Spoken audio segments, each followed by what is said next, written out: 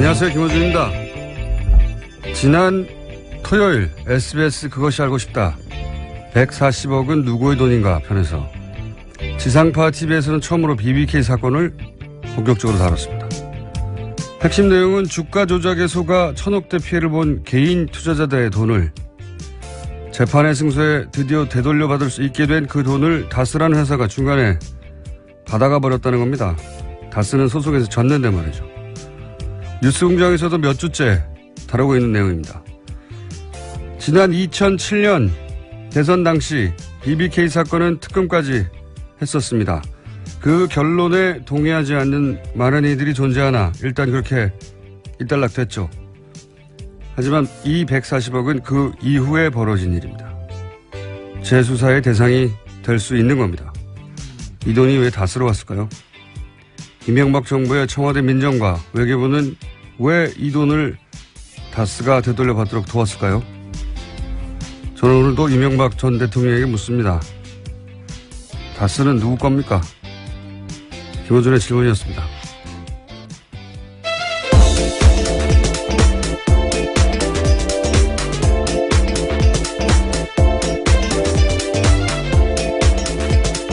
자, 오늘 추석 교통 특집 방송으로 진행되고 있습니다. 네, 시사인 김은지입니다. 안녕하세요. 네. 교통 특집 방송인데 제가 아침에 오다 보니까 길이 차가 없어요. 네, 이제 연휴가 시작됐죠. 긴 연휴입니다. 이렇게 교통 특집 방송이면 저희가 하긴 고속도로는 상황이 다를 수 있겠습니다. 시내는 텅텅 비었습니다. 그래서 교통 추석 특집 방송이라 프로그램 협찬 멘트가 있습니다. 예, 그걸 김은지 기자가 해주시기로 좀 더 연습하시던데, 자, 해주십시오. 네, 김어준의 뉴스공장 명절 특근, 대한민국이 아끼는 물 제주 삼다수, 올해에도 가족을 위해 국가건강검진 꼭 받으세요. 국민건강보험공단, 서민의 원스톱 금융파트너 1397 서민금융통합지원센터, 도착은 빠르게 가는 길은 편하게 U+1 원내비, 고향 가는 길 안전운전이 최고의 보험입니다. 더케이 손해보험 에듀카, 귀성길 피곤할 땐 든든한 비락식혜로 재충전 비락식혜, 국민과 함께하는 든든한 행복에너지 한국전력에서 함께 해주고 계십니다. 야, 어렵구나 이거. 예, 하나도 버벅거리지 않고, 예, 한 번에 단번에 협찬, 뭐라고 합니까? 광고라고 합니까? 협찬 멘트. 수고하셨습니다. 예. 자, 그럼 들어가 주세요. 할 일 다 한 것 같은데요. 자, 첫 뉴스는 저희는 열흘간의 휴가지만, 예, 휴가라기보다 뭐라 그러죠?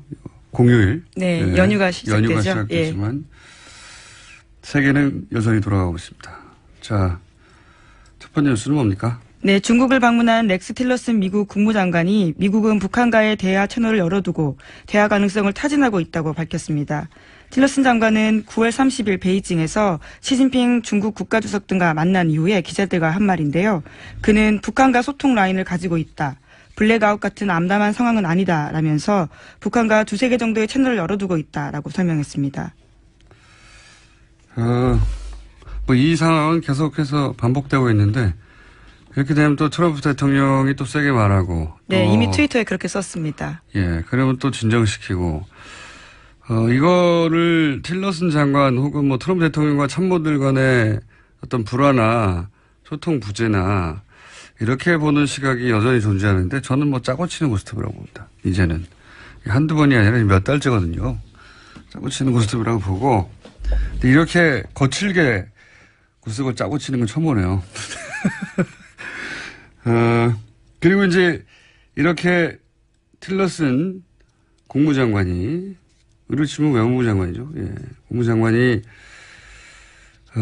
북한, 그러니까 중국을 만나고 북한과 대화하겠다 이런 내용을 얘기하니까 우리 보수 야당에서는 이제, 코리아 패싱. 예, 계속 그 주장을 하고 있습니다. 문재인 패싱이라고 하는데 저로서는 참 이 주장은 이게 표준어인가요? 얼척이 없다는 게? 어떤 의미인지는 알겠습니다. 왜냐하면은 그 대북 제재와 대화를 병행하겠다라고 얘기했을 때 보수 야당에서는 지금이 대화할 때가 아니라고 했었어요. 그 맥락에서 지금 할 말은 미국을 공격하거나 그래야 되는 것이고 지금 패싱한다는 얘기는 왜 우리는 대화 안 하냐는 여기에 깔려 있는 거 아닙니까 전제가. 게다가 모든 대화 채널을 다 없앤 게 본인들이에요. 예?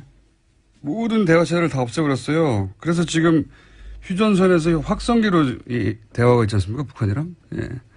본인들이 다 없애버린 겁니다. 지난 9년 동안. 이게 비판이 말이 안 되는 거죠. 대화 채널이 있는데도 대화를 못하고 있거나 아니면 본인들이 계속 진작에 대화했었어야지 라고 말할 상황이었거나 하면 이 말이 나올 수 있죠. 어쨌든 보수 야당에서는 그렇습니다. 그리고 미국에서는 대화의 메시지와 그리고 트럼프 대통령의 강성 메시지가 동시에 계속 나온 지가 벌써 한 2달 이상 된 것 같고요. 그러는 와중에 또 북한은 러시아를 만났죠. 네, 틸러슨의 북한과의 대화 채널을 언급한 날요. 북한의 최선희 외무성 북미국장이 러시아 외무부와의 회담이 만족스럽다라고 밝혔습니다. 조선중앙통신도 이번 회담에서 한반도 정세 등에 대한 심도 있는 의견 교환을 했다라고 밝혔는데요. 북한은 아직까지 틸러슨의 발언에 대해서 시인도 부인도 하지 않고 있는 상태입니다. 바쁘게 이제 채널에 돌아가고 있는 중인 것 같아요. 북한은 러시아를 만나고 미국은 중국을 만나고. 네, 또 트럼프 대통령이 11월 달에요. 한중일 연쇄 방문을 앞두고 있어서 국면 전환 시도가 있을 거다라는 전망이 나오고 있습니다. 그때 뭔가 말을 하겠죠. 이때 올 때 한중일을 연쇄 방문하는 거니까 오기 전에 뭘 만들어 놓고 오겠죠. 예. 결론을 지으러 오는 것이지 대화를 처음 시작하러 오는 게 아닐 테니까. 여하간 바쁘게 돌아갑니다. 현재 전쟁은 안 납니다. 그리고 자, 제가 오늘 차 타고 오면서 야 길에 이거 아무도 없는데 뉴스 공장 이 시간이 하면 누가 듣나 라는 생각을 하면서 오늘 좀 널널하게 해야 되겠다 생각하면서 왔어요. 네, 팟캐스트로 다시 듣는 분도 워낙 많으시니까요. 네, 그렇긴 한데 네. 지금 라이브로 듣는 분은 몇 분이나 될까요? 예. 자, 저희가 서울 방송인데 서울 경기 기본적으로는 아침에는 아무도 없었어요. 시내에는 텅텅 비었습니다. 다음 뉴스는 뭡니까? 네, 국방부 댓글 사건 제조사 TF가 내부 통신망 서버를 복원했다라고 밝혔습니다. 그 결과 사이버사의 심리전단이 청와대로 보낸 문건을 무더기로 발견한 건데요. 460건이 넘습니다. 그 내용을 보면 심리전단의 댓글 작전 결과뿐만이 아니라 유명인들의 SNS 동향까지 포함되어 있었는데요. 그러니까 청와대가 군의 댓글 공작을 일일이 보고받았다라는 의혹이 사실로 확인된 겁니다. 뭐 그거는 뭐 다들 짐작했던 바인데 저는 그 보고의 루트가 이게 사실 큰 문제라고 봅니다. 이게 전시의 작전 통신하는 망, 예, 군과 청와대가 그 망으로 연예인들 동향 보냈다는 거 아닙니까? 야, 촛불시 어떻게 되고 있다. 아니면 그렇죠. 선거 관련 정보들. 이 망이 국방부와 청와대 사이에 기본적으로 전쟁이 났을 때나 위기 상황에 작전 통신하는 비밀망인데 이런 걸로 이거 했다는 겁니다. 연예인들이 지금 어떠고 보수는 안보라고 주장해 오는 항상 보수인데 개뿔입니다. 다음 뉴스는요. 네, 이번엔 또 국정원 관련된 소식인데요. 이명박 정부의 국정원이 블랙리스트에 오른 연예인의 마약 투약서를 퍼뜨릴 계획을 세웠다고 합니다. 검찰은 이 계획을 수립하는데 청와대 지시가 있었는지와 계획이 실제 실행됐는지 수사하고 있는데요. 원세훈 원장 시절 국정원은 심리전단 등을 동원해서 기욱 씨가 프로포폴을 투약했다는 소문을 인터넷과 증권과 찌라시에 유포한다라는 계획을 세워서 상부에 보고했습니다. 보수 정권 하에서 이제 정권의 불리한 사건이 터질 때, 연예인 관련 뉴스가 터지는 경우가 많다. 이런, 음모론이라고 치부되는 이야기들이 있었죠. 예.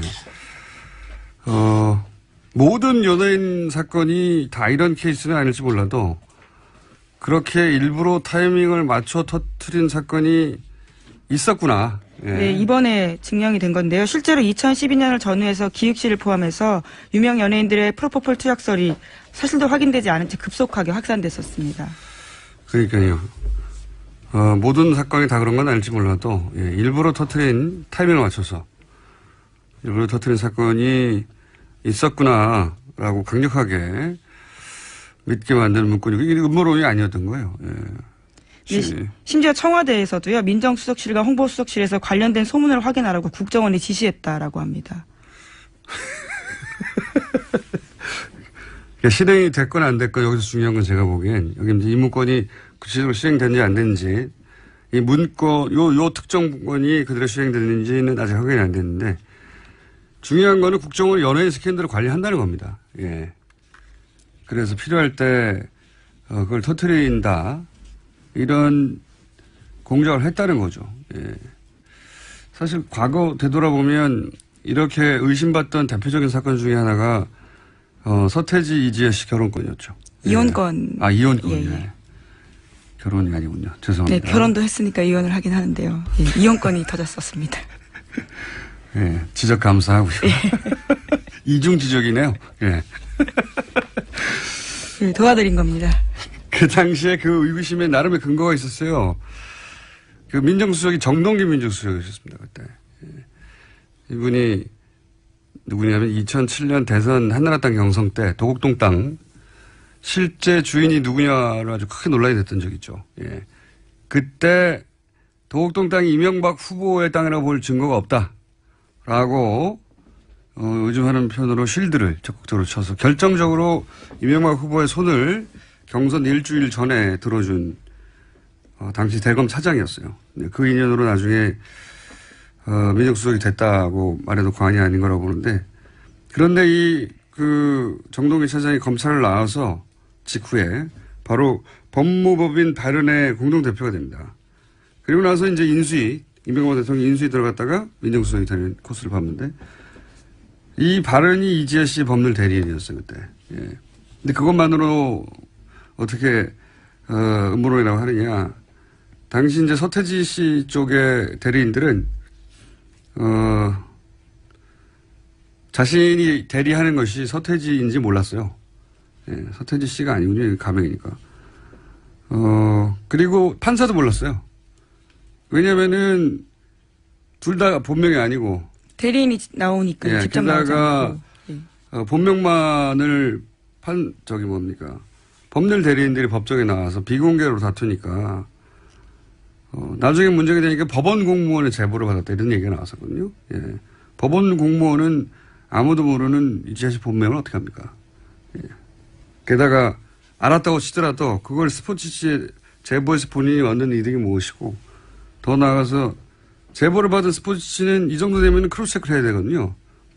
서태지 본인도 모르고 서태지 본인도 확인해 주지 않고 서태지 변호인도 모르고 판사도 모르는 걸 어디 가서 확인을 합니까? 확인을 해야 뉴스를 할 거 아니에요. 그래서 그런 의혹들이 터져 나왔었죠. 예. 이게 확인이 되지는 않을 것 같긴 하지만 앞으로도. 어쨌건 국정원이 정권 안위를 위해서 연예인 스캔들을 기본으로 관리하고 있었다. 예. 공적 정권이었어요, 기본적으로. 그 수준도 양아치 수준에.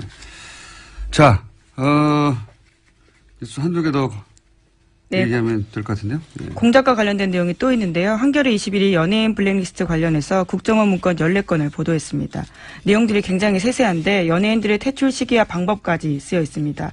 여기에는 윤도현, 김규리뿐만 아니라요. 신해철, 김어준 공장장 이름까지 쓰여 있습니다. 이 건은 저희가 직접 취재한 기자를 약 1분 이내에 만나기로 되어 있기 때문에 예. 다음 뉴스는요? 네, 박근혜 전 대통령 재판이 지난주 금요일에도 있었습니다. 여기서 나온 증언이 굉장히 눈길을 끄는데요. 박원호 전 승마협회 전무의 폭로가 있었습니다. 박상진 전 삼성전자 사장이 정유라 씨 승마 지원과 관련해서 VIP란 말을 언급하면서 박근혜 전 대통령이 시킨 일이다라고 했다는 겁니다. 뿐만 아니라 박 전 전무는 세상에 알려지면 탄핵감이기 때문에 입 조심하라는 말도 들었다라고 밝혔습니다. 박근혜 대통령이 말 사주라고 했는데 그게 알려지면 탄핵감이다. 그리고 당신 입 열면 죽는다. 저는 여기서 죽는다는 사회적으로 매장이 아니라 진짜로 죽는다라는 의미였을 수 있다. 이런 생각이 드는데 이 박원호 씨는 핵심이죠. 사실은. 예. 네, 정유라 씨 승마 코치였기도 했고요. 어릴 때부터 관계를 맺어왔고 독일에서 승마 지원을 받게 되는 과정 전체를 다. 네, 삼성과의 커넥션 중심에 있습니다. 가장 잘하는 사람인데 1심에서는 1심이 아니라 이전까지는 안 나오다가 아마도 이제 이재용 부회장 판결이 나니까 나와도 된다고 생각하신 건지 또 뭐 몸이 안 좋다고 하니 그게 나아진 건지 이유는 모르겠으나 드디어 처음으로 직접 발언이 나온 겁니다. 네, 적극적으로 진술하고 있는 겁니다. 물론 이제 이건 일방의 주장이긴 한데 이 박원호 전무의 말이 맞다면 삼성은 다 알고 있었던 거죠. 자기들의 행위가 어떤 의미인지. 그 심각성이나 범죄성을 정확하게 다 알고 있어요. 탄핵될 거라고 얘기했었으니까요. 그리고 죽을 수도 있다. 무슨 말입니다. 자, 오늘 여기까지.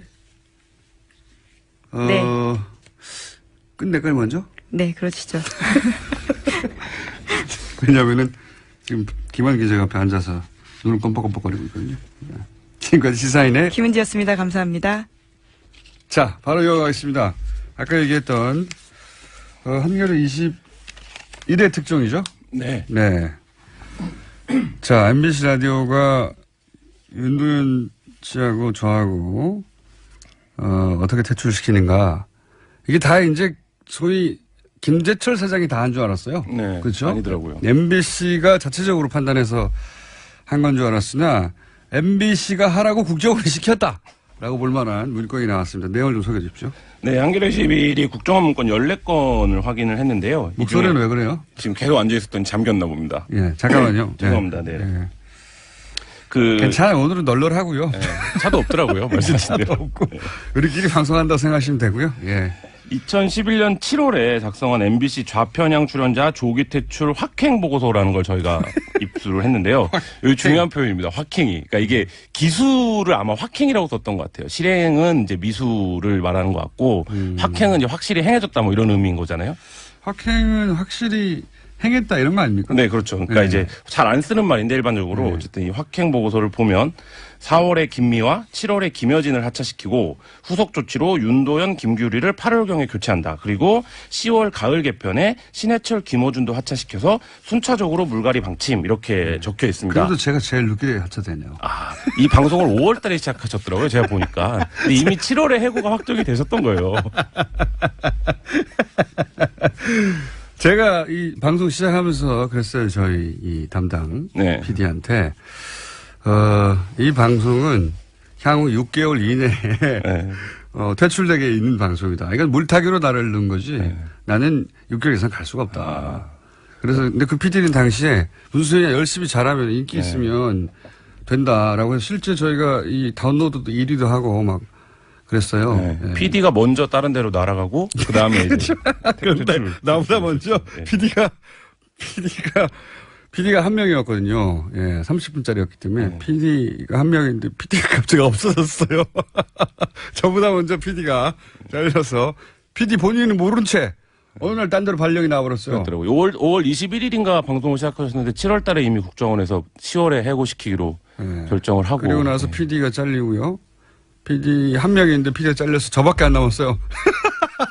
이때 사실 이때 화제는 윤도현 씨가 두세 네. 데이트가 굉장히 인기가 있을 때였는데 윤도현 씨가 석연치 않게 이제 그만둬왔고 그 당시 뭐 윤도현 씨 프로에 제가 고정으로 또 하고 있었거든요. 그래가지고 윤도현 씨한테 제가 그랬어요. 제가 이 방송에 고정으로 나오는 한 당신의 퇴출이 빨라질 것이다. 어쨌든 했는데 이 보고서대로 윤도현 씨는 9월경에 그리고 그 공장장은 10월에 하차 퇴출이 됐죠. 이때 말들이 많았죠. 네, 그렇죠. 예. 근데 이제 퇴출시키는 모양새가 아닌 척 하려고 다른 시간대로 가라. 라는 제스처를 취했고요. 물론 실제 그런 마음은 없었을 거라고 봅니다. 왜냐하면 퇴출 이렇게 되면 또 공격을 받을 수 있으니까. 근데 이제 당연히 다른 시간대는 안 맞으니까 프로그램 성격도 안 맞고. 그래서 주병진 씨가 그때 잠깐 왔죠. 아, 맞아요. 주병준 씨가 복귀하는 걸로 그 퇴출 여론을 좀 덮었던 예. 고식인데요. 그것까지도 저는 다 계획되어 있었을 거라고 봅니다. 예. 근데 주병진 씨의 갑작스러운 복귀도 그때 좀 화제가 됐었었죠. 주병진 씨의 잘못은 아니죠. 네, 아니죠. 예. 예. 국정원이 이제 낙점한 거라고 봅니다. 저는 그런 식으로. 이게 방송국 차원에서 진행된 게 아니라 방송국을 장악해 가는 과정 전체를 국정원이 로드맵을 짜고. 그렇죠. 예. 예. 그리고 구체적으로 누구는 언제를 다 정해놓고 있었다는 거죠. 예. 그거 외에도 굉장히 좀 그야말로 방송국을 경영했다고 해도 과언이 아닐 정도로 우리 연예인들에 대한 여론조원 실제 전체를 총괄했다고 과언이 아닐 정도의 내용들이 있는데요. 연예인별로 방법을 달리해서 공격하는 얘기들이 아주 디테일하게 적혀 있습니다. 예를 들면요? 예를 들어서 방송인 김구라 씨와 김장훈 씨는 이제 VIP에 대해 언어 테러를 가했다, 뭐 국가 원수 명예를 침취시켰다 이렇게 지적이 되어 있는데 이들의 경우에는 내가 맨날 하던 짓인데. 네. 안티 세력을 활용한 위축 이렇게 적혀 있습니다. 대응 안티 세력을 이건 네. 이제 그 김규리 씨를 향해서 예를 들어서 SNS나 게시판이나 트윗이나 끊임없이 공격했거든요. 그렇죠. 네. 이거 받으면 대부분 위축됩니다. 저 빼고. 저는 이게 즐겁던데 이 바보들 그래서 실제로 이 국정원 보고서가 나온 이후에 김구라 씨 같은 경우에는 과거 막말 동영상 이 커뮤니티 사이트들의 집중 배포가 됐고 김장훈 씨는 이제 거짓 기부 논란에 좀 휩싸이면서 굉장히 주목을 받았는데 이때가 뭐 다 아시겠지만 이제는 국정원 심리전단과 군 사이버사령부가 굉장히 활발하게 활동을 하는 시기랑 이제 겹쳐져 있고요. 그렇게 이런 걸 하려면 평상시에 연예인의 정보를 사실상 사찰하고 있어야 가능하거든요. 그렇죠. 예. 기본적으로 연예인 관련해서는 정보를 계속 축적하고 쌓고 사찰하고 있었다는 거고요. 그게 이제 개인들을 어떻게 다 따라다닙니까? 그 많은 연예인들을. 그러면 통신 사찰이 기본적인 것이고 거기에 뭐 여러 가지 지금 사용하는 그 통신 수단들 있지 않습니까? 카톡 비롯해서 저는 그런 것들 평상시에 쌓아놓고 있었다. 예. 그리고 커뮤니티 게시판이라는 것이 갑자기 내가 오늘부터 활동해야지 이러면 활동을 잘할 수 있는 구조가 아니라서 사실 그 전부터 어떤 오더를 받으면 쫙 수행을 할 수 있게 커뮤니티마다 담당자가 있다. 활동을 해왔어야 되는 상황인 거죠. 이거 하나로 여러 가지를 알 수 있는 거죠. 커뮤니티마다 담당자가 있고 연예인 정보는 사찰하고 있었고 그리고 필요하면 적절한 시점에 그중에서 그 연예인에게 타격을 줄 만한 정보들을 뿌리고 컨트롤 해온 거죠, 이거. 그다음에 뭐 그런 대목도 있는데요. 김미화와 손석희가 여전히 건재하다 이러면서 불신 여론을 조성해야 되는데 이 부분을 보수 매체를 통해 분위기를 조성하라 이런 대목이 한 차례가 아니라 여러 차례 이제 등장을 하는데 이 얘기는 보수 매체도 활용을 해서 작업을 했었다 이런 걸 이제 보여주는. 이 보수 매체에다가 갑자기 국정원이 전화해서 기사 한번 실어주시오. 이렇게 안 된단 말이죠. 그렇죠. 예. 또 오랜 공조가 있어야 가능하죠. 관리되고 있었다는 거고요. 이 부역 언론도 있다는 것이고 구체적으로는 부역 기자도 있다는 얘기입니다. 갑자기 이걸 어떻게 했습니까? 그렇게 생각해 보면 연예 매체들 중에 남들은 도저히 접근할 수 없는 특종을 하는 매체들이 있어요. 우리가 아는 D 매체 뭐 이런 데 말씀하신 거예요. 네. 굉장히 의심스러운 부분이 이런 대목에는 같이 떠오르게 돼 있습니다. 이렇게 되면. 특별한 왜냐하면 이제 사람 추적이나 해외 사람 뭐랄까요 미행 추적 뒷구멍이 잡기 이거는 해보지 않은 사람은 그게 얼마나 어려운지 모르거든요. 제가 여기 많이 해봤기 때문에 이야 이거는 불가능한 일인데 이 정도 하려면은 그렇죠. 엄청난 작업이죠. 진짜 한두 명이 아니라 수십 명이 동시에 붙어야 되거든요. 그 사람이 어떻게 움직일지 모르기 때문에 특히 해외에서는 정말 어려워요.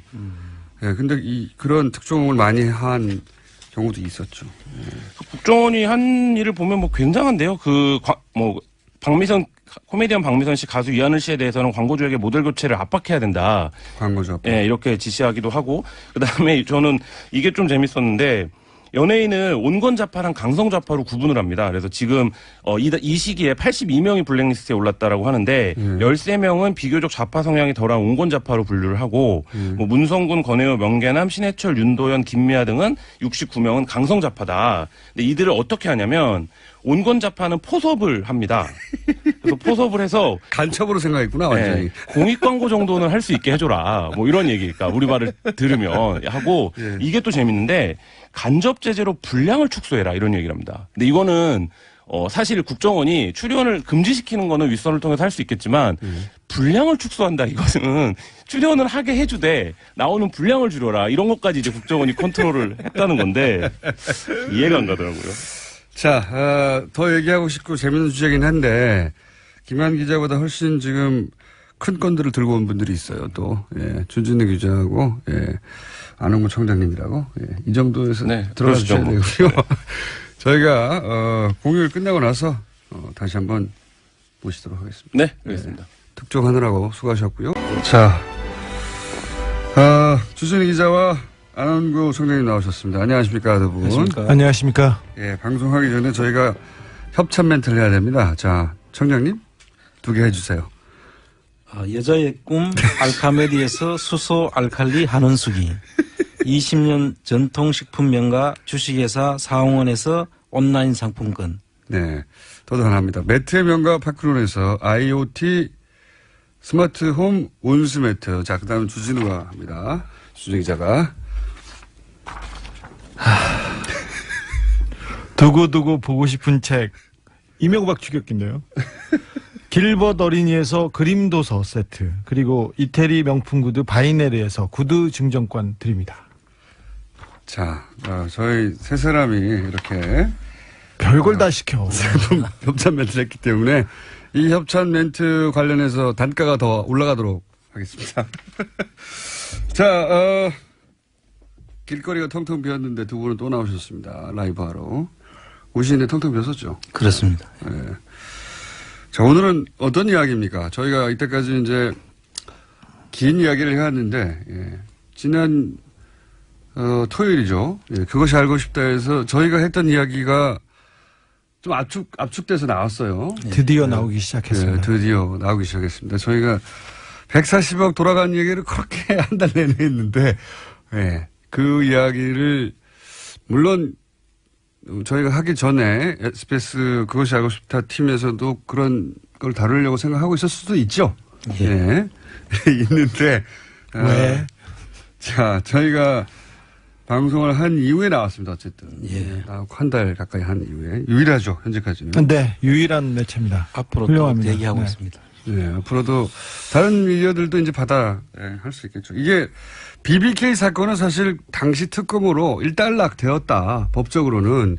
이렇게 생각하는 사람들이 많았어요. 근데 그 결론에 동의하지 못하더라도 야, 이걸 다시 또 특검하거나 하기는 어렵다. 근데 140억은 그 이후에 벌어진 일입니다. 네, 그렇습니다. 2011년 2월, 그러니까 이명박 정부 들어서 이명박 대통령이 청와대에 있을 때 해결한 사건입니다. 직접 그러니까요. 해결했습니다. 이게 이제 그 이후에 벌어진 사건이고 정황이기 때문에 BBK 사건 그 자체하고는 별도로 이 돈이 왜 돌아왔는지 수사할 만한 대상이 될 만한 일이 벌어졌어요. 사실 이명박 그 BBK 수사를 했고 이명박 BBK 특검에서 수사한 검사가 검찰 고위 간부가 BBK와 다스 문제는 끝났다. 그렇죠. 하지만 140억에서 무슨 단서가 나온다면 이 수사는 재개될 수 있다 얘기했는데 그 단서가 나온 겁니다. 그러니까 사실 이 140억 그 왔다 갔다 했을 때 2011년인가요? 네. 그때 저랑 주진 기자 그런 얘기 했었거든요. 140억이 없었다면 이 사건을 다시 불러내지 못했을 텐데 이 140억이 이 사건을 다시 불러낼 것이다. 라는 얘기를 무려 6년 전에 했는데 다시 불러지고 있습니다, 지금. 자. 근데 오늘은 그 얘기가 아니라, 뭐 관련이 있습니다. 이제 김재정 씨가 사망한 이후에, 재산을 상속하는 과정에서, 재산 상속 과정을 보았더니 이게 김재정 씨의 재산이 아니었다, 다스가. 그렇게 보여진다, 이런 얘기 했잖아요. 네. 그러면서 이제, 당시 청와대와 다스사에 오갔던 문건을 보면 여러 가지 시나리오가 있는데 그 시나리오를 읽어봐도 김재정 씨 유족의 의지는 상관없이 내용이 진행이 됐고 그러면서 만들어진 문건 안에 뭐가 있었냐면 김재정 씨의 땅 목록이 있습니다. 땅 목록. 네. 김재정 씨가 죽자 청와대에서 김재정 씨 재산을 파악해서 보고하라는 지시가 떨어집니다. 그런데 김재정 씨 재산이 얼마나 되는지 모르고요. 모르면서 땅 목록, 그러니까 토지 목록을 정리해서 그 제출하라고 해서 다스에서 급히 김재정 씨 토지 목록을 작성해서 청와대에 보고합니다. 네. 김재정 씨 유족은 김재정 씨 땅이 얼마나 되는지 몰랐어요. 그거를 어쨌든 사망을 하게 되자 이 누군가 또 상속받아야 되지 않습니까? 상속받아야 되니까 김재동 씨 땅의 목록이 작성이 됩니다. 이 시나리오 왔다 갔다 하는 문서와 함께. 근데 이제 굉장히 일단 재밌는 거 먼저 하나 알려드리면 김재동 씨의 땅은 김재동 씨의 자식들에게 하나도 안 물려줍니다. 아버지가 돌아가셨는데 아들, 딸한테는 땅을 하나도 주지 않습니다. 네. 하나도 안 물려줬습니다. 그거 외에, 이 자체가 벌써 굉장히, 희한한 일인데, 그거 외에 또, 이상한 일들이 많습니다. 땅 관련해서. 오늘은 지난번에는 이제 주식 관련해가지고 주로, 예. 다스가 누구 것이냐, 예, 를 추정해 봤다면, 이제는 김재동 씨가 가지고 있는 땅 가지고 과연 이 땅이 김재동 씨의 땅이 맞았느냐, 예. 그러니까 땅하고 다스 다 합치면 김재동 씨 재산 전체잖아요. 예. 예. 그렇죠. 그리고 땅 부분을 좀, 예, 땅 하면 또 주진우거든요. 땅을 제가 좀 많이 찾았습니다. 내곡동 땅부터 해서 이명박 대통령 주변 사람들 땅을 좀 찾았습니다. 예. 저도 만만치 않죠. 도곡동 땅을 문서를 본 사람입니다. 예, 이제 땅 전문가들이 나와서, 예. 왜냐하면 마침 김재동 씨 땅 리스트를 두 사람이 봤기 때문에 얼씨구나 하고 그 땅들을 이제 추적하기 시작했습니다. 자, 어떤 일이 있었습니까, 이 땅들에? 땅의 특징이 몇 가지 있어요. 그렇죠. 네. 이 땅의 특징을 보면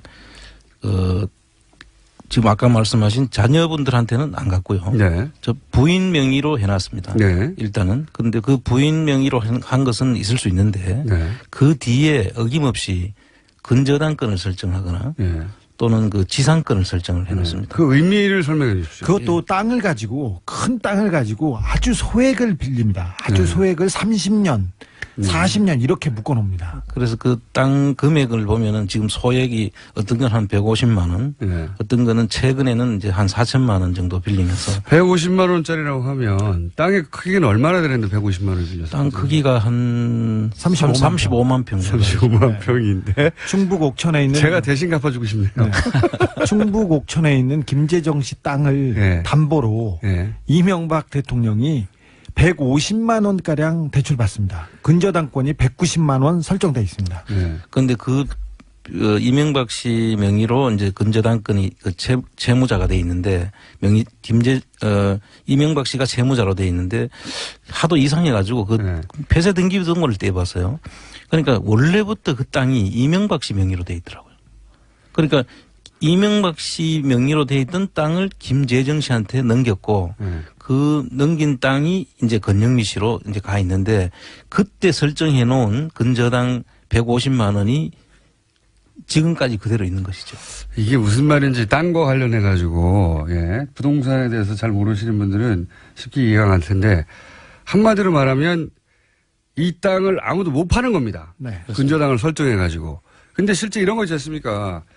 뭐 이제 뭘 사고 싶은데 뭘 사야 되는데 돈이 없어서 땅을 담보로 해서 빌리면 당연히 이제 뭐 1억짜리 땅인데 예를 들어서 뭐 5천만 원을 빌렸어요. 예. 그렇게까지 빌려주진 않지만 한 3천만 원을 빌렸어요. 그럼 3천만 원어치는 은행이 주인이죠, 은행이. 그렇습니다. 네. 그래서 그게 이제 근저당이 설정이 되고 그러면 그 땅을 마음대로 팔지 못합니다. 은행에 그 빚을 갚기 전에는. 이런 거죠. 이런 건데, 수십만 평의 땅에다가 150만 원만 근저당을 설정하는 건데 그런데 그 땅이 애초 자기 거였어요. 예. 예. 이명박 전 대통령은 자기 거였는데 그거를 천남에게 파는 겁니다. 그렇습니다. 파는 과정에 자기가 빚을 져요, 은행에. 이해 가세요? 이게 무슨 말인지? 이명박 전 대통령이 그 땅을 담보로 해서 은행에 150만 원을 빌리는 거예요. 그래서 사실은 그 150만 원을 갚을 각오를 하고 예. 소유권을 사갈 사람이 있겠죠. 그러나 그 부분이 또 걱정이 돼 가지고 예. 그 뒤에 근저당권을 설정하는 거 외에 예. 그 지상권을 설정을 합니다. 지상권이라 하면 그 토지를 토지 위에다가 건물을 짓거나 그걸 네. 사용할 수 있는 권리를 이야기하는데 그 지상권을 설정을 해서 궁극적으로 지상권을 30년을 설정을 하죠. 네. 그래서 아무도 그 지상권이 설정되어 있는 땅을 살 수는 없죠. 네. 돈 150만 원은 갚을 수 있겠지만 예. 지상권 그 위에 건물을 못 짓는데요. 그렇습니다. 예. 그래서 그 땅을 소유는 김재정 씨지만 김재정 씨가 팔 수가 없는 거예요, 이 땅을. 아무것도 할 수 없습니다. 네. 네. 그렇게 만들어놨던 땅이다. 네. 이명박 씨 차명으로 그 의심되는 김재정 씨 땅들이 전국에 분포하고 있는데 거의 대부분 잡종지라고 하죠. 쓸 수 없는 불모지예요. 불모지 땅인데 이명박 대통령 재임 기간에 갑자기 용도 변경이 된다던가 갑자기 임야가 개발 제한 구역이 풀린다던가 그런 땅이 많이 있습니다. 경북 군위에 있는 땅은 이거는 국민일보에서 보도했습니다. 처음으로 저희 기사를 가지고 추격 보도한 매체이기도 하는데 경북 군위에 아예 그 쓸모없는 땅이라고 해서 몇백 원짜리 땅이 있었는데 갑자기 이명박 정부 들어서 2008년부터죠. 국책사업인 가온누리 테마파크라고 그런 테마파크가 들어와요. 그래서 그 불모지에 갑자기 1,000억짜리 공사가 시작되면서 갑자기 상업시설로 변경이 됩니다. 그럼 땅값이 크게 올랐겠죠. 예. 네. 그 위에도 또 뭐 대전 유성구 같은 경우는 관광특구로 개발이 된다든지 강원도 고성 땅은 뭐 세계 진보리 대회가 개최된다든지 해서 그게 이제 다 이명박 전 대통령의 처남인 김재정 씨 땅이었다는 거죠. 그렇습니다. 예. 뭐 참 앞으로도 무궁무진한 내용이 나올 것 같은데요. 뉴타운 사업이 있었지 않습니까? 뉴타운 사업. 이명박 네. 대통령이 시장 시절에 있었던 네. 뉴타운 사업에서도 은평 뉴타운을 비롯한 뉴타운에서 대거 이명박 대통령의 친인척 땅이 그 수용이 돼서 개발이 됩니다. 예. 자, 이게 이제 이 패턴이 이해가 가시는지 모르겠는데 원래 이명박 전 대통령 명의로 돼 있던 땅을 자기 처남에게 넘기면서 소유권 이전되면 그 소유권자가 마음대로 땅을 처분할 수가 있지 않습니까? 그렇습니다. 둘 사이에 뭐 예를 들어서 개인적으로 사적으로는 야 이건 내 땅인데 네 이름을 해놔 할 수는 있지만 그 나중에 마음이 변해가지고 법적으로 내 거니까 막 팔아버릴 수가 있으니까 그렇게 하지 못하도록 근저당을 아주 적은 액수를 설정하고 그다음에 그 위에 그 땅 위에 건물을 지을 수 있는 권한도 설정을 해버려가지고 그 땅을 소유권은 다른 사람 김재정 씨가 있지만 그 땅을 처분을 해서 그 처분을 해서 자기가 이익을 취할 수 없도록 그렇게 묶어둔다는 거죠. 그렇죠. 전체 땅을 다. 이런 김재정 씨 땅은 다 그렇게 되어 있다는 겁니다. 지금 소액의 근저당으로. 보통 얼마나 묶어놓습니까? 한 20, 30년 묶어놓습니까? 30년 묶어. 30년을 묶어놨죠. 30년. 그건 예. 통상 그 지상권 설정하더라도 뭐 한 5년 정도 예. 이렇게 해서 하는 경우는 있을 수 있습니다. 근데 30년이란 장기간을 이렇게 묶어놓을 수는 없고 거기에다 게다가 지료도 없이 지도를 원래 하려면 지상권을 사용할 수 하려고 그러면 돈을 지급을 해야 되는데 그러니까 누군가가 그 돈을 내야 되는 건데. 그렇죠. 예. 그냥 묶어만 둔 거예요, 그냥. 예. 그것도 은행이 그 뭐 위에다가 지상권을 설정할 일이 뭐가 있겠습니까? 은행이 자기가 직접 개발할 것도 아니고요. 거기서 건물 지을 것도 아닌데. 여하간 그런 식의 땅들이 다 김재정 씨 땅은 그렇게 처리가 돼 있었고 자식들은 김재정 사망 이후에도 하나도 물려준 땅이 없고요.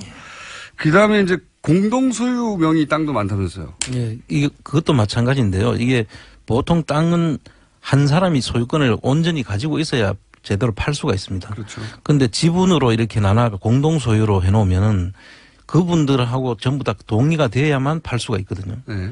그런데 그 지분으로 나눠 놓으면은 근저당권 설정하는 방법과 지상권 설정하는 방법 등으로 해서 못 팔게 하는 거와 동일한 동일한 효과를 효과를 가져올 수 있는 네. 형태입니다. 근데 재밌는 것은 김재정 씨 땅입니다. 네. 그런데 다 이명박 씨 지인들입니다. 이명박 씨 현대건설 동료라든지 네. 다 이명박 씨 지인들인데 김재정 씨가 소유하고 있습니다. 네. 공동 명의 땅인데 그 공동 명의자들은 전부 다 현대건설 출신 직원들인데 소유는 김재정 씨예요. 예. 예.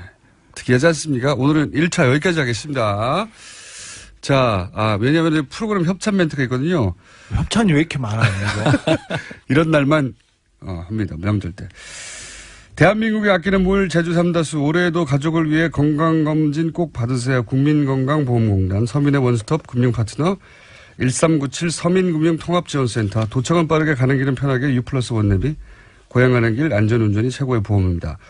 더 K 손해보험 에듀카 기성길 피곤할 땐 든든한 비락스키로 재충전 비락스키 국민과 함께하는 든든한 행복에너지 한국전력에서 함께 해주고 계십니다. 네. 딱 여기까지네요. 오늘 여기까지 하고 다음 주에는 더 아직도 1분이 남았어요. 네. 제가 시간을 잘 못 맞추니까 진작에 시켜가지고 아직 1분이 남았다. 아직 1분이나. 보통 이 프로 진행자들은 바로 끝에 하거든요. 예. 저는 저희 PD가 저를 못 믿어가지고 1분 먼저 시켰네요. 잘하셨어요. 네. 두 번 믿을만 해요. 네. 자, 그러면은, 그리고 그렇게 30년 정도 묶어놓고, 그래서 아무도 처분하지 못하게 해놓은 다음에 본인이 시장 때도 없었습니까? 이런 일이? 시장 때 있었죠. 아, 시장이 되고, 네. 대통령이 되고, 그러려고 시장 대통령이 되나요, 혹시? 뭐 그러려고 됐다고 저는 보고 있는데요.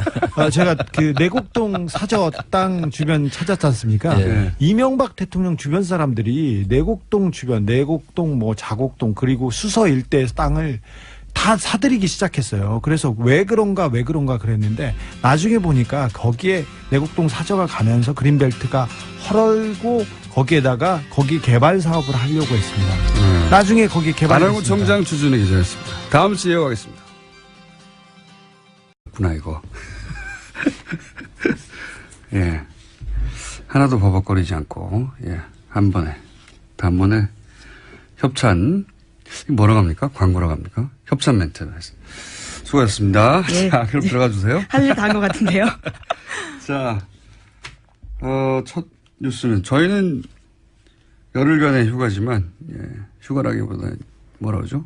공휴일. 네, 연휴가 시작되죠. 연휴가 시작되지만 세계는 여전히 돌아가고 있습니다.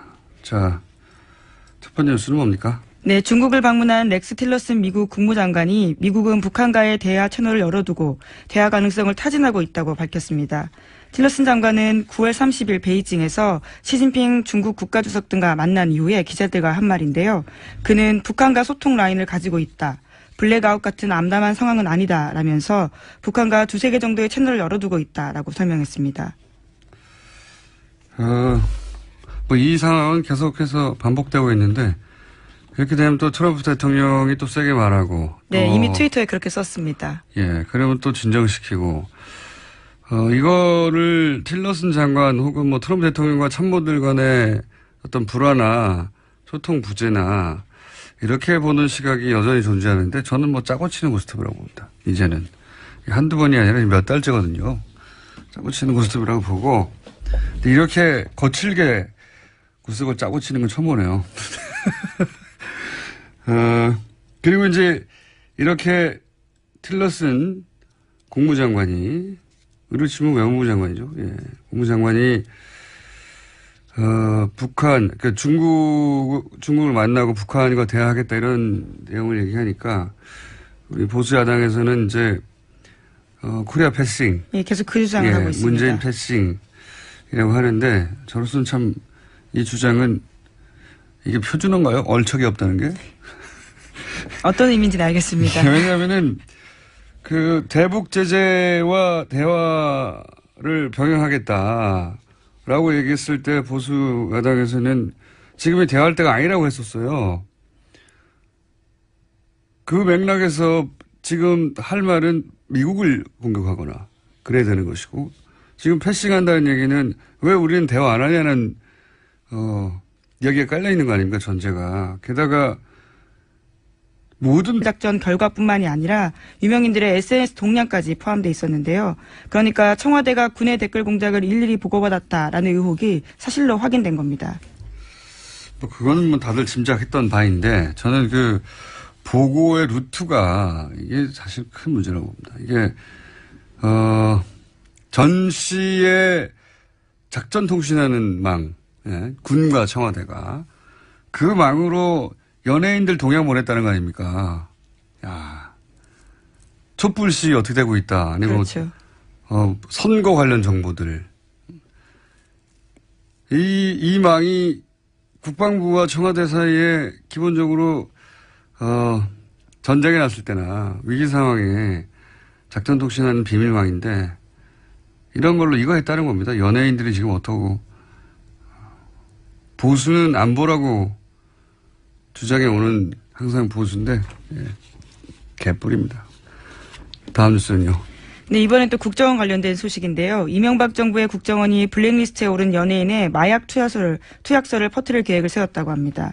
검찰은 이 계획을 수립하는데 청와대 지시가 있었는지와 계획이 실제 실행됐는지 수사하고 있는데요. 원세훈 원장 시절 국정원은 심리전단 등을 동원해서 기욱 씨가 프로포폴을 투약했다는 소문을 인터넷과 증권과 찌라시에 유포한다라는 계획을 세워서 상부에 보고했습니다.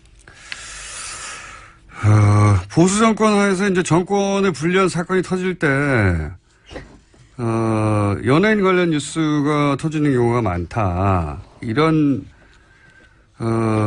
음모론이라고 치부되는 이야기들이 있었죠. 예.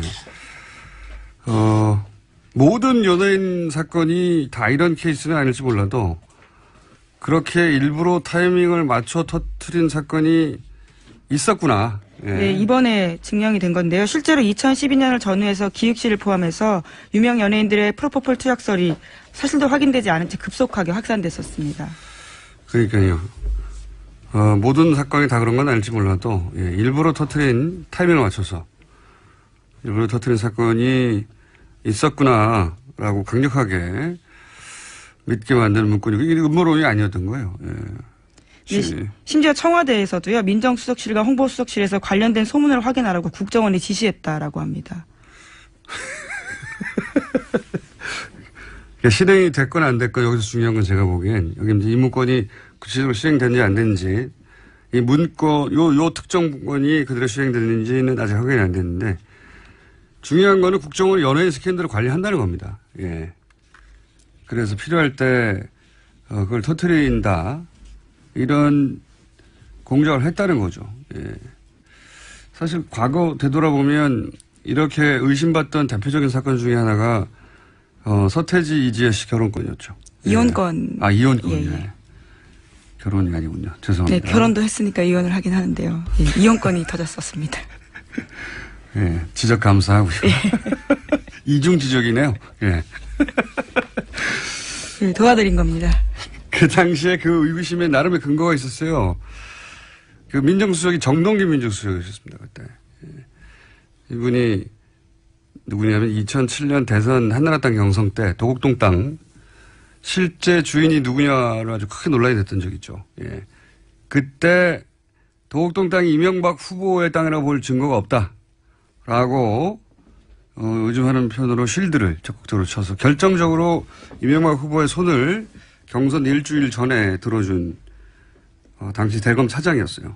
그 인연으로 나중에 민정수석이 됐다고 말해도 과언이 아닌 거라고 보는데 그런데 그 정동기 차장이 검찰을 나와서 직후에 바로 법무법인 발언의 공동대표가 됩니다. 그리고 나서 이제 인수위, 이명박 대통령이 인수위 들어갔다가 민정수석이 되는 코스를 밟는데 이 발언이 이지혜 씨 법률 대리인이었어요, 그때. 예. 근데 그것만으로 어떻게, 음모론이라고 하느냐. 당시 이제 서태지 씨 쪽의 대리인들은, 자신이 대리하는 것이 서태지인지 몰랐어요. 예, 서태지 씨가 아니군요. 가명이니까.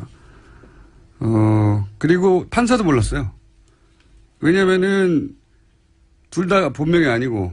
대리인이 나오니까 예, 직접 게다가, 나오잖아요. 본명만을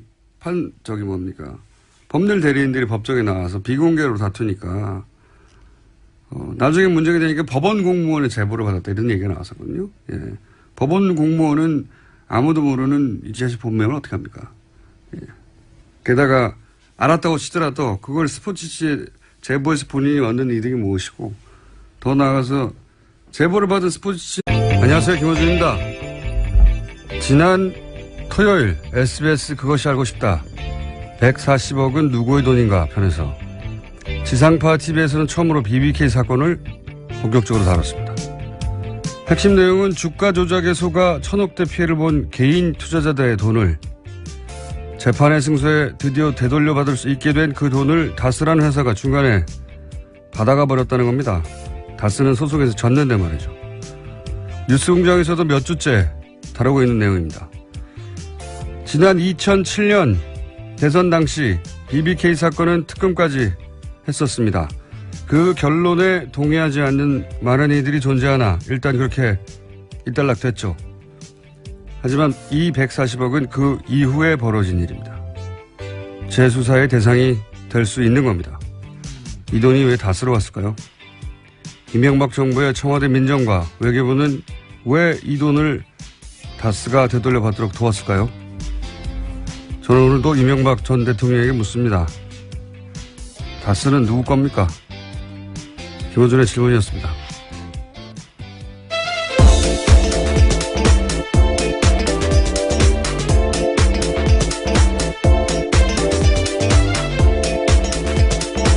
자, 오늘 추석 교통 특집 방송으로 진행되고 있습니다. 네, 시사인 김은지입니다. 안녕하세요. 네. 교통 특집 방송인데 제가 아침에 오다 보니까 길이 차가 없어요. 네, 이제 연휴가 시작됐죠. 긴 연휴입니다. 이렇게 교통 특집 방송이면 저희가 하긴 고속도로는 상황이 다를 수 있겠습니다. 시내는 텅텅 비었습니다. 그래서 교통 추석 특집 방송이라 프로그램 협찬 멘트가 있습니다. 예, 그걸 김은지 기자가 해주시기로 좀 전에 연습하시던데, 자, 해주십시오. 네, 김어준의 뉴스공장 명절 특근, 대한민국이 아끼는 물 제주 삼다수, 올해에도 가족을 위해 국가건강검진 꼭 받으세요. 국민건강보험공단, 서민의 원스톱 금융파트너 1397 서민금융통합지원센터, 도착은 빠르게 가는 길은 편하게 U+1 원내비, 고향 가는 길 안전운전이 최고의 보험입니다. 덕케이 손해보험 에듀카, 귀성길 피곤할 땐 든든한 비락식혜로 재충전 비락식혜, 국민과 함께하는 든든한 행복에너지 한국전력에서 함께해주고 계십니다. 야, 대화 채널을 다 없앤 게 본인들이에요. 예? 모든 대화 채널을 다 없애버렸어요. 그래서 지금 휴전선에서 확성기로 이 대화가 있지 않습니까? 북한이랑. 예. 본인들이 다 없애버린 겁니다. 지난 9년 동안. 이게 비판이 말이 안 되는 거죠. 대화 채널이 있는데도 대화를 못하고 있거나 아니면 본인들이 계속 진작에 대화했었어야지 라고 말할 상황이었거나 하면 이 말이 나올 수 있죠. 어쨌든 보수 야당에서는 그렇습니다. 그리고 미국에서는 대화의 메시지와 그리고 트럼프 대통령의 강성 메시지가 동시에 계속 나온 지가 벌써 한 2달 이상 된 것 같고요. 그러는 와중에 또 북한은 러시아를 만났죠. 네, 틸러슨의 북한과의 대화 채널을 언급한 날요. 북한의 최선희 외무성 북미국장이 러시아 외무부와의 회담이 만족스럽다라고 밝혔습니다. 조선중앙통신도 이번 회담에서 한반도 정세 등에 대한 심도 있는 의견 교환을 했다라고 밝혔는데요. 북한은 아직까지 틸러슨의 발언에 대해서 시인도 부인도 하지 않고 있는 상태입니다. 바쁘게 이제 채널에 돌아가고 있는 중인 것 같아요. 북한은 러시아를 만나고 미국은 중국을 만나고. 네, 또 트럼프 대통령이 11월 달에요. 한중일 연쇄 방문을 앞두고 있어서 국면 전환 시도가 있을 거다라는 전망이 나오고 있습니다. 그때 뭔가 말을 하겠죠. 이때 올 때 한중일을 연쇄 방문하는 거니까 오기 전에 뭘 만들어 놓고 오겠죠. 예. 결론을 지으러 오는 것이지 대화를 처음 시작하러 오는 게 아닐 테니까. 여하간 바쁘게 돌아갑니다. 현재 전쟁은 안 납니다. 그리고 자, 제가 오늘 차 타고 오면서 야 길에 이거 아무도 없는데 뉴스공장 이 시간에 하면 누가 듣나 라는 생각을 하면서 오늘 좀 널널하게 해야 되겠다 생각하면서 왔어요. 네, 팟캐스트로 다시 듣는 분도 워낙 많으시니까요. 네, 그렇긴 한데 네. 지금 라이브로 듣는 분은 몇 분이나 될까요? 예. 자, 저희가 서울 방송인데 서울 경기 기본적으로는 아침에는 아무도 없었어요. 시내에는 텅텅 비었습니다. 다음 뉴스는 뭡니까? 네, 국방부 댓글 사건 제조사 TF가 내부 통신망 서버를 복원했다라고 밝혔습니다. 그 결과 사이버사의 심리전단이 청와대로 보낸 문건을 무더기로 발견한 건데요. 460건이 넘습니다. 그 내용을 보면 심리전단의 댓글